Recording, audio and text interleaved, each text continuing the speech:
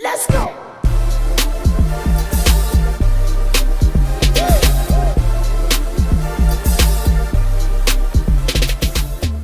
Hey y'all, you're watching The Take with Titilayo, Okuwa and Raiyana, Malone. Okay, so this is our second episode of the semester, and unfortunately, we have to discuss the longest government shutdown in American history. And today, we really want to give you all our take on the idea of the shutdown, as well as how it is affecting the American public. Right, so let's break it down from start to finish, okay? The government shutdown is happening because President Trump and Congress are disputing over who will pay for the Mexico-U.S. border wall.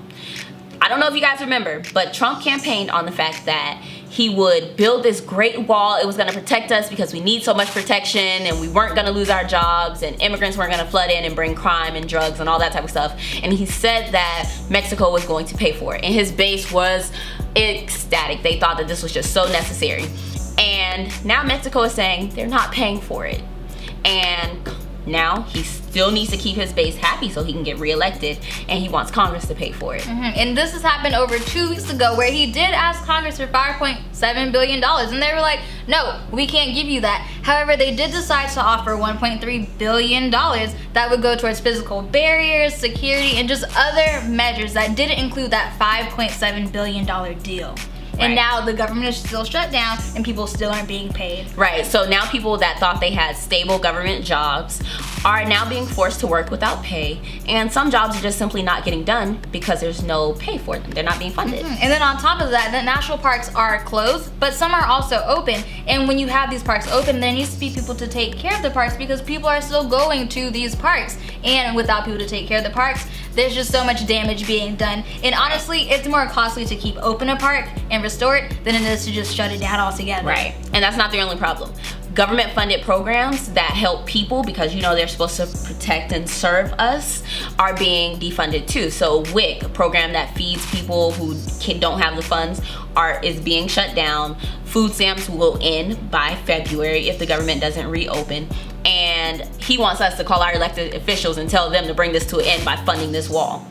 Okay, and honestly, I feel as if we're at a standstill. I don't know if y'all have ever seen a Western movie, but there's always the hero and then there's the bad guy, and they're in an empty town or an empty place, and they're ready with their guns drawn, waiting for someone to do something, and they're just staring at each other and nothing is happening. Right. And that is exactly what the shutdown feels like. That's exactly what it feels like. And this past Tuesday, January 8th, President Trump made his first public address about this government shutdown. And he did ask the networks to give him 9-10 minutes of their time, and they were like, sure. And throughout this, he did try and convince the general public, and he also labeled it as a humanitarian crisis, a crisis of the heart, and a crisis of the soul. However, if you're going to label something a crisis of the heart and the soul, then why would you put the American public in danger? Right. The fact of the matter is that the U.S. border is not the crisis. That's not it.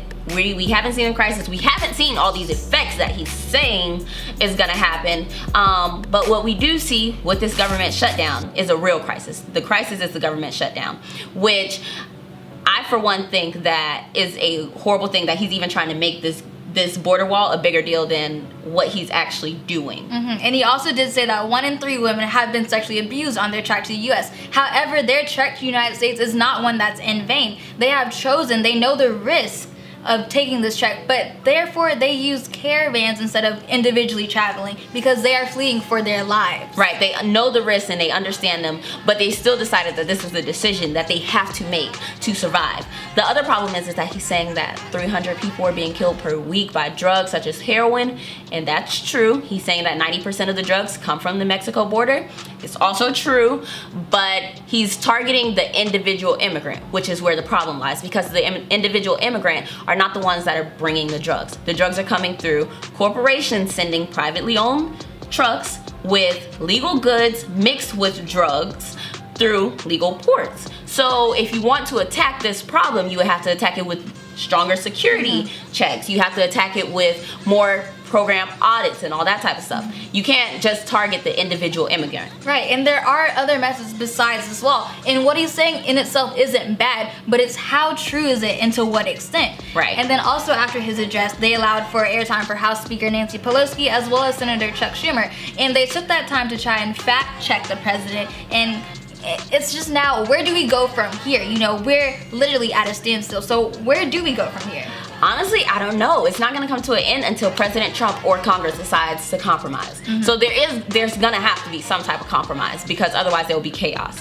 And I don't know, maybe Trump needs to lower his standards, definitely, but maybe the Democrats might have to, go ahead and just spend a little bit more money. We never know. We are tired. I just know I'm tired. It's sickening to look at the news and see that. I'm sick of him taking our country through cycles.